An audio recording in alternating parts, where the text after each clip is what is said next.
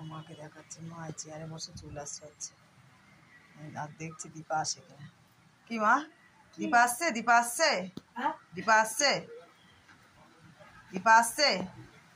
উঠে আসছে, দেখেছে? বলছি কি দেখছেন, জল না দীপা? কাকে দেখছেন, দীপাকে না জল? জল জল। দীপা দীপা দীপা তো জ্বর হয়ে গেল। হ্যাঁ দেখছে মা আসলে বোঝে না। কামাই করার পন্থে ওখানে বসেন, ভালো কাজ করে গেল। ওখানে বসেন, যান, বুড়ো খাই দেবে ওষুধ। মা ওখানে বসেন, ওখানে বসে বসে কি পড়েন। হয়েছে? বুড়ো ওষুধ খাই দেবে। কানে কোনো শোনে না, দেখেছো মার অবস্থা? দেখো চুল একটা ভালো কাজ করে গেল। কালো নেই, সব সাদা। আর এই যে বাবা শুয়ে আছে, বাবাকে তো একটু আগে দেখালাম। যান ওখানে বস, ওখানে বসে গিয়ে করেন। এখন দীপা আসবে না, ওর মা অসুস্থ, হসপিটালে ভর্তি, বলে গেছে আসবে। এখন দেখছি কি করে, নাহলে তোমার দাদা ওষুধ খাওয়াবে। আমি তো ওষুধ খাওয়াই না। সকালবেলা ওই মার খুব গ্যাস হয়েছিল, তাই একটা গ্যাসের ট্যাবলেট খাইয়েছিলাম। এবারে ওষুধ আমি ধরি না, দীপা খাওয়াই আর তোমার দাদা খাওয়ায়। এটাই রেগে যাচ্ছে, দীপা আসবে না শুনে। ঠিক আছে, শুভ সন্ধ্যা।